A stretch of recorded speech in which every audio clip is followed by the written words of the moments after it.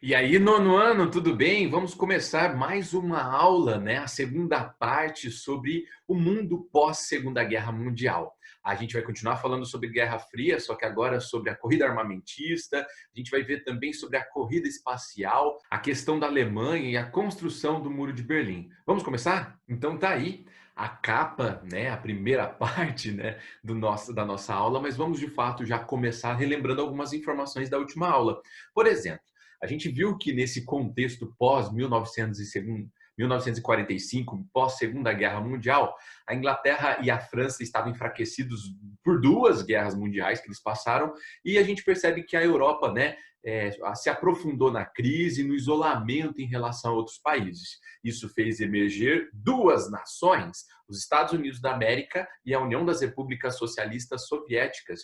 E essas duas nações emergem também em conflitos, né, como duas potências econômicas e militares nesse mundo pós-guerra. Esse período, portanto, vai ser marcado pela existência da Guerra Fria, né? O período de disputa entre americanos e soviéticos, que começa lá em 1946 e se estende até 1986, em que esses países eles procuram trazer para a sua órbita, né, de influências os demais países do mundo. Então há uma disputa, há de fato uma guerra entre essas duas nações. Entretanto, essa guerra não é direta, não é um conflito direto entre os Estados Unidos e a União Soviética. Por isso o nome Guerra Fria. Bem, nós vimos também na última aula que esses dois países eles vão disputar também sistemas econômicos. Enquanto os Estados Unidos defende, por exemplo, o capitalismo como sistema econômico vigente, a União Soviética vai defender o socialismo. Os países integrantes de cada bloco, vamos lá, os Estados Unidos justamente com a Europa Ocidental e o Canadá, enquanto a União Soviética está aliada lá com o leste europeu e a China. As relações econômicas vão ser norteadas pelo Plano Marshall, o plano de auxílio econômico composto lá nos Estados Unidos para reconstruir os países, mas sob a ótica do capitalismo, e a Comecon é a versão soviética desse mesmo plano, auxiliar os países, mas agora sob a ótica do socialismo. As alianças militares, a gente viu também, a OTAN, a Organização do Tratado do Atlântico Norte, liderado pelos Estados Unidos, e o Pacto de Varsóvia, liderado pela União Soviética. Até mesmo a espionagem vai ser formada nesse período, desenvolvida através de agências. A CIA é a agência de espionagem dos Estados Unidos, enquanto a KGB é a agência de espionagem da União Soviética. Bem, mas vamos começar de fato a nossa aula. Vamos perceber o seguinte: durante esse período que começa em 1946 e se estende até os anos 80, se inaugura no período da Guerra Fria a chamada corrida armamentista. Como o nome já diz, era uma corrida, uma procura, né, por armas em grandes quantidades, tanto de armamento quanto de munição, que foram produzidos nesse período e também armazenados, no intuito justamente de se preparar para mais uma grande guerra, uma terceira guerra mundial. A União das Repúblicas Socialistas Soviéticas até começa a tentar desenvolver ali naquele período o mesmo que os Estados Unidos tinha usado, né, em 1945 no Japão. Você se lembra o que eles usaram? Sim, a bomba atômica. Então a União Soviética desenvolve também a bomba atômica e realiza o seu primeiro teste em 1949. Vamos perceber lá, por exemplo, o seguinte: essa corrida armamentista no nível tecnológico que acontece a partir dos anos 50, 60, 70, fez surgir, tá, em todo um planeta um medo terrível da Terceira Guerra Mundial. Isso porque essas armas elas poderiam ser usadas e poderiam levar, por exemplo, até mesmo à destruição do planeta ou a guerra, ou no mínimo a guerra em níveis desproporcionais, ok? Então, esse medo do conflito era uma coisa muito natural no período da Guerra Fria e é sempre importante a gente perceber isso quando for analisar os documentos históricos desse período, tá? Perceber, por exemplo, esse temor sempre presente de que uma nova guerra acontecesse e agora com armamentos mais desenvolvidos. Em relação à corrida espacial, que também acontece no período da Guerra Fria, a gente vai perceber que essa corrida para o espaço, ela acontece porque tanto os Estados Unidos quanto a União Soviética visavam demonstrar com a corrida para o espaço o domínio técnico, né, das coisas necessárias, né, da tecnologia necessária. Também queriam demonstrar o ineditismo, né, trazer coisas inéditas, diferentes, empreendimentos completamente novos e, principalmente, demonstrar capacidade financeira. O sucesso, né, dessa corrida espacial, tanto dos americanos quanto dos soviéticos, simbolizaria o sucesso de um sistema de organização capitalista ou socialista. E ambos desejavam, portanto, mostrar para o mundo e para o outro, para o inimigo direto, do que eles eram capazes durante esse período. A gente vai perceber que os soviéticos eles saem na frente em relação à corrida espacial. Isso porque eles criam um plano, um projeto chamado Projeto Sputnik e conseguem enviar, olha isso aqui, ó, o primeiro aparelho que emitia um som, né, emitia um sinal, que seria, no caso, equivalente ali a um primeiro satélite, um tataravô de um satélite artificial. Entretanto, com o passar do tempo, os soviéticos foram criando ainda mais projetos Sputniks, outras versões, e conseguiram também enviar para o espaço o primeiro ser vivo, a cadela laica, que apareceu na última aula, mas eu não expliquei. A cadela laica foi o primeiro ser vivo enviado ao espaço. Era uma cadela de rua encontrada em Moscou e foi muito judiada durante os experimentos ali para criar resistência, né? Já que a espaçonave ela poderia, no caso, aquecer, fazer muitos movimentos bruscos, então eles criaram uma série de treinamentos, né, que judiaram de fato, né, desse animal, que causaram sofrimento, e ela foi enviada ao espaço sem plano de retorno, tá? Para a gente hoje, né, que tem uma preocupação maior com as situações, com as condições dos animais, isso não é nem pensado, mas para a época, década de 1960, isso era extremamente comum, né? Não se preocuparam, era um plano só de ida para o espaço. Na verdade, a cadela laica ela morreu antes mesmo de chegar, de romper com a atmosfera. Houve um superaquecimento, né, da espaçonave e também ela estava muito debilitada por conta dos treinamentos.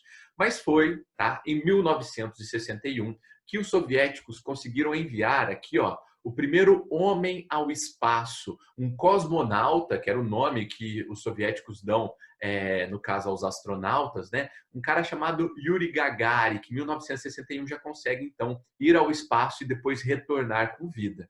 Alguns anos depois, 2 anos depois, em 1963, a Valentina Tereshkova, tá? Seria, no caso, a primeira mulher a ser enviada ao espaço. Bastante interessante da gente perceber que até hoje foi a única mulher enviada ao espaço. Bem, entretanto, apesar dos soviéticos saírem na frente, alguns anos depois, em 1969, os Estados Unidos conseguem chegar à Lua, né? Essa imagem, por exemplo, né, dos primeiros passos, né, na Lua de um astronauta americano da NASA, né, visa, por exemplo, demonstrar essa situação. Lembra que na última aula eu estava falando para vocês, né, que não eram bailarinos, nem eu, nem você, que pisaram na Lua no passado, né? Mas que quem estava lá eram militares. Como eu posso observar nessa imagem, né? Apesar da aparência ali de um astronauta, o sinal de continência quer indicar justamente a presença militar dos Estados Unidos na Lua, tá? Isso que vai dar uma vantagem também nessa Guerra Fria, ok? Bem, podemos dizer que essa corrida espacial, tá? Ela trouxe uma série de benefícios para a humanidade. Desses benefícios a gente pode incluir, por exemplo, o caso do GPS, Global Position System, né? O sistema de posicionamento global, que no caso me permite me localizar, né, em um determinado ponto no espaço. Entretanto, a gente vai perceber, além dessas coisas positivas, como o GPS e até mesmo os detectores de fumaça, aspectos negativos também relacionados à corrida espacial, como, por exemplo, o desenvolvimento tecnológico de armamentos cada vez mais potentes. Mísseis balísticos intercontinentais foram desenvolvidos. Pensa bem, a possibilidade de você enviar de qualquer ponto do globo um míssil teleguiado até uma outra região.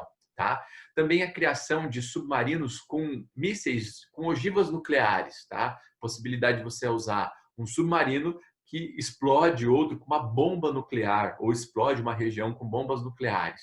Extremamente nocivo e perigoso. Tá? Bases submarinas de mísseis balísticos. Pensa bem, usar uma base de lançamento de mísseis tá? No meio do oceano, tá? E o que mais vai chamar a atenção é o desenvolvimento gerado, né, pela corrida armamentista em relação a armamentos, foi, por exemplo, as bases espaciais permanentes, que permitem, no caso, que os governos, tanto soviéticos quanto americanos, estadunidenses, né, possam espionar e atacar a partir de qualquer ponto do planeta, tá? Vamos perceber, por exemplo, que essa imagem aqui do lado esquerdo, ela visa demonstrar para a gente o que um projeto norte-americano chamado Guerra nas Estrelas, tá? Que seria, no caso, uma série de satélites que conseguiria identificar movimentações em toda a atmosfera, tá? E revidar ou até mesmo atacar qualquer ponto do planeta a partir de um comando, que poderia ser dado até mesmo de forma automática, né? Se acontecesse, por exemplo, de um ataque em território americano em qualquer circunstância, automaticamente poderiam ser revidados através desse sistema fora do planeta, esse sistema espacial. Outra coisa que nos chama bastante atenção e que a gente precisa estudar nesse contexto de mundo pós-guerra, tá? É a questão da Alemanha. Nós percebemos que tanto na Primeira Guerra Mundial quanto na Segunda Guerra Mundial, o papel da Alemanha nesses conflitos é no mínimo relevante, né? Para não dizer que foi de fato responsável. A gente vai perceber que logo após o fim do conflito, na Conferência de Potsdam, tá? Lá na Alemanha, ficou acertado que o país seria dividido em zonas de influência, justamente para promover uma desnazificação da Alemanha, para expulsar os nazistas ou tirar o caráter nazista da Alemanha, ok?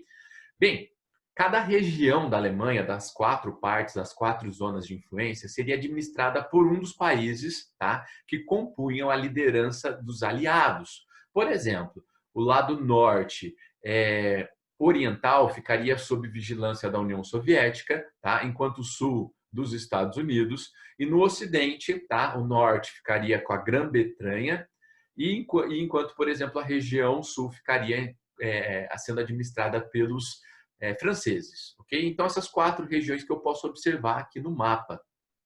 Essa divisão em 4 zonas de influência, ela não aconteceu apenas no território alemão como um todo, mas também na capital, Berlim. Olhe no mapa, na região vermelha, zona de influência soviética, bem no centro dela tem ali, ó, uma composição meio coloridinha. Ali fica a cidade de Berlim no mapa. Então, voltando para cá, observando lá, por exemplo, o seguinte: a cidade de Berlim, ok, também foi dividida em 4 zonas de influência, e de um lado, a parte oriental da cidade de Berlim ficou sob administração soviética, enquanto a parte ocidental ficou com a França, a Grã-Bretanha e os Estados Unidos, e obviamente esses países eles têm uma similaridade, né, em comum, um sistema capitalista. Diante disso, em 1949, parte dos países do bloco capitalistas tentaram reunificar a cidade de Berlim e também toda a Alemanha. Entretanto, Stalin, ditador soviético, né, foi contrário a essa unificação e decretou o seguinte: o bloqueio terrestre a partes da cidade de Berlim. Portanto, ele dificultou o acesso, né, dos berlinenses às 2 partes, né, a parte capitalista e a parte socialista da cidade de Berlim, ok? A intenção do Stalin era cortar o abastecimento local e forçar os Estados Unidos e os seus aliados a abandonarem a cidade para que assim todo o território ficasse sob domínio, todo o território da cidade de Berlim ficasse sob domínio dos soviéticos. Bem, isso não deu certo. E porque os Estados Unidos organizou, tá, uma ponte aérea que começou a abastecer essas regiões com aviões, né, não só de alimentos, mas também de armamentos. Os Estados Unidos passou também a realizar altos investimentos na cidade de Berlim, ok? Na Berlim da parte capitalista. Isso porque, se essa região se desenvolvesse, significaria para os berlinenses do lado oriental, do lado socialista, e também para todo o mundo, né, que aquele sistema, né, econômico e político, o capitalismo, ele funcionava, ele dava certo. Tá? Da mesma forma que isso acontecia, né, que os Estados Unidos financiavam o desenvolvimento da cidade de Berlim no lado capitalista, No lado socialista, o Stalin fazia o mesmo, tá? Então a gente vai perceber, por exemplo, que a cidade de Berlim se tornou uma vitrine para o mundo. Como assim? É que tanto os capitalistas quanto os socialistas, eles observavam na cidade de Berlim, em que existiam os dois sistemas, a possibilidade de dizer qual dos sistemas, o socialismo ou o capitalismo, dá mais certo. Eu aposto que você já se perguntou um pouco sobre isso. Será que o nosso sistema capitalista funciona melhor ou pior que o socialismo? Bem, a cidade de Berlim, ela era uma oportunidade para demonstrar qual sistema trazia mais benefícios. Mas o que aconteceu é que a situação na Alemanha se tornou mais complicada. Ao invés de ter a reunificação que os Estados Unidos tanto almejava, né, o que ocorreu foi, na verdade, a divisão da Alemanha em duas. Os lados influenciados pelos americanos, ingleses e franceses formaram a República Federativa da Alemanha, tá? Enquanto, por exemplo, o lado ocupado pelos soviéticos formou a República Democrática da Alemanha. Ou seja, a Alemanha foi dividida em dois países, tá? A RFA e a RDA. De certa forma, dá para a gente perceber uma situação ligada a essa charge, tá? Os Estados Unidos e a União Soviética estavam fazendo de outros territórios, né, como o território da Alemanha, palco para suas próprias disputas. Por isso que a questão da Alemanha é tão importante da gente perceber. Após as divisões, zonas de influência, isso trouxe, no caso, um acirramento dos conflitos. Bem, com altos investimentos dos americanos, dos estadunidenses, cada vez se tornou maior o fluxo migratório da Alemanha Oriental, a Alemanha socialista, para a Alemanha Ocidental, a capitalista. Como Stalin, então, poderia fazer para conter essa imigração? Porque a imigração representava, no caso, a falha, a ineficiência do socialismo. Do dia para a noite, Stalin decidiu construir uma barreira física para impedir esse fluxo migratório. Essa barreira física nós conhecemos como Muro de Berlim. Essa imagem aqui, ela já mostra a confecção do muro de um modo muito mais envolvido, né? Com duas linhas, com a presença, por exemplo, de militares. Mas no começo, o Muro de Berlim surgiu lá no dia 13 de agosto de 1961, dividindo a cidade de Berlim no meio. Walter Ubst, o líder do Partido Comunista na época, considerou a solução para o problema mais constrangedora, né? A fuga de alemães orientais para o Ocidente, numa média de 1.000 pessoas por dia. Os historiadores sabem que os aliados poderiam ter evitado a construção e talvez, por conseguinte, mudado a história. Os soldados que ergueram a barreira, de início, não mais que alguns fios de arame farpado, não tinham munição. As tripulações dos tanques russos receberam ordem, então, para se retirar se fossem confrontados. Com o passar do tempo, essa barreira se intensificou e se tornou cada vez mais rígido. Não era mais só um arame farpado, mas eram mais de 60 quilômetros de muro, com guaritas, com snipers, com cachorros, né, bastante violentos, para evitar qualquer tipo de cruzamento. O Muro de Berlim acaba sendo para a gente o símbolo da Guerra Fria, tá? Esse muro, mais um muro de vergonha, né, representava a divisão mundial, um mundo bipolar. Ou você era capitalista, ou você era socialista. E esses enfrentamentos, eles acabaram extrapolando, né, os Estados Unidos e a União Soviética, a cidade de Berlim, a Alemanha. Esses conflitos se estenderam em outros países, como, por exemplo, na Coreia, produzindo a Guerra da Coreia.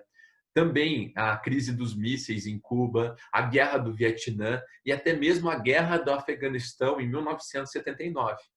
Aliás, os Estados Unidos, né, na Guerra do Afeganistão, apoiou Osama Bin Laden, que anos depois atacou os Estados Unidos. Mas isso é outro papo, é outra conversa. Para a gente fechar a nossa aula de hoje, vamos falar um pouquinho sobre a criação da ONU. A Organização das Nações Unidas foi criada logo após o fim da Segunda Guerra Mundial, em 1945, para substituir a Liga das Nações. Vocês lembram que a Liga das Nações é que proibia, né, a Alemanha nazista de produzir armamentos e de ter exércitos. Como foi ineficiente, a solução encontrada era refazer a Liga das Nações através de uma nova instituição com novas regras, que foi, no caso, a criação da ONU. A ONU tem por objetivo promover a cooperação entre os países membros, tá? E solucionar problemas financeiros e sociais. Toda vez que a gente vê uma recomendação da OMS, Organização Mundial da Saúde, esse grupo é um dos que compõe a ONU, tá? E quando esse grupo, por exemplo, se manifesta em relação, sei lá, ao coronavírus, é justamente porque eles têm por objetivo, né, tentar solucionar ou, no mínimo, amenizar os problemas financeiros e sociais que essa pandemia pode trazer para o mundo, ok? Bem, a criação da ONU, né, ela contou com a participação de 51 países. Depois, outros países também foram incorporados. E um dos conselhos que formam a ONU, né, o Conselho de Segurança, foi liderado por países como a França, a China, a União Soviética, a Grã-Bretanha e os Estados Unidos. E esses membros todos, eles se comprometeram a manter a paz entre as nações, ok? E defender os direitos dos homens e das mulheres. Posteriormente, a gente vai ver que até mesmo os próprios membros da Organização das Nações Unidas vão desrespeitar esses compromissos firmados na Organização das Nações Unidas. Em 1948, uma das criações da ONU que merece muito nosso destaque foi a Declaração Universal dos Direitos Humanos.